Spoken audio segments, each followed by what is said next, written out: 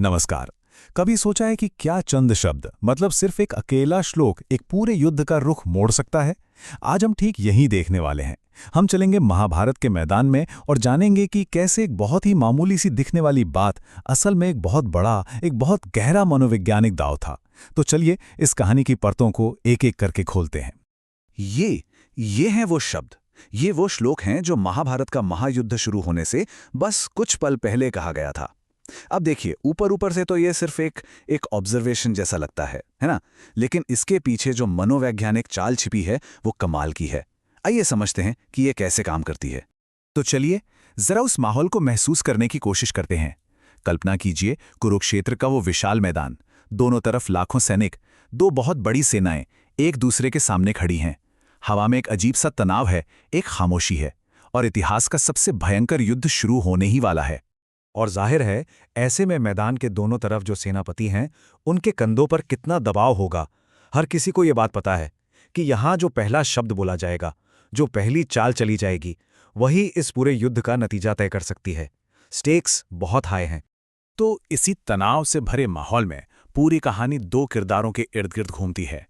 एक तरफ है दुर्योधन, जो राजा तो है पर थोड़ा चिंतित है, बेचैन है, और दूसरी तरफ हैं उनके सेनापति, और सिर्फ सेनापति नहीं, उनके गुरु द्रोणाचार्य। और बस यहीं से सारा का सारा खेल शुरू होता है।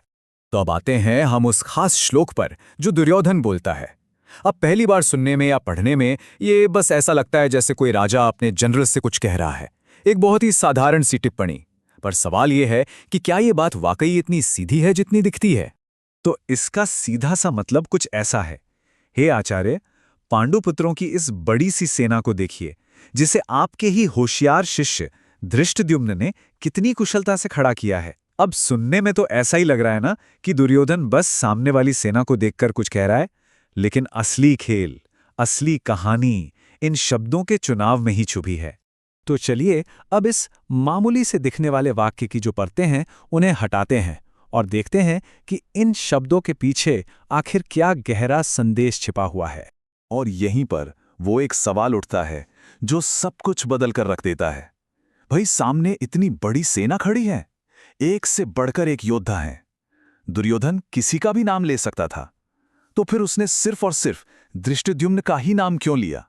आखिर धृष्टद्युम्न में ऐसा क्या खास था? यहीं पर दुर्योधन की असली रणनीति सामने आती है।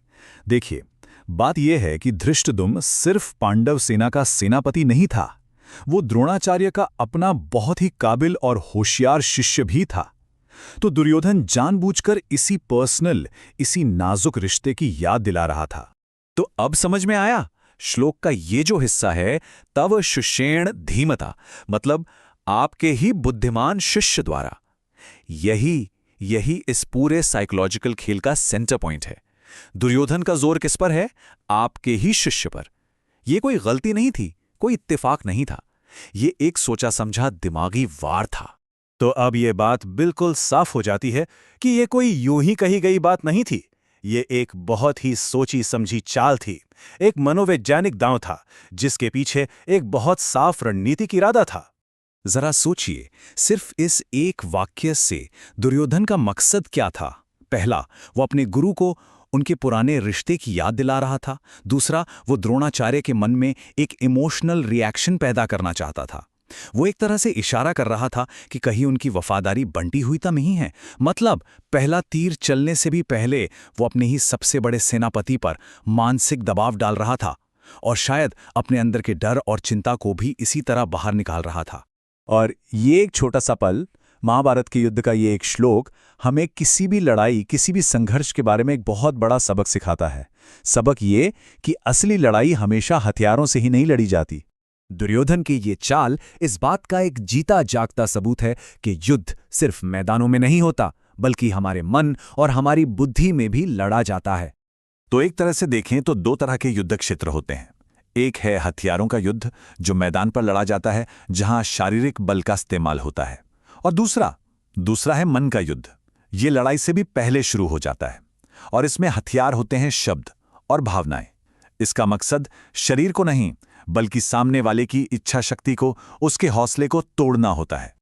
और ये सब हमें एक आखिरी और शायद सबसे जरूरी सवाल पर लाकर छोड़ देता है क्या असली लड़ाई हमेशा उस लड़ाई से बहुत पहले शुरू हो जाती है जो मैदान पर लड़ी जाती है?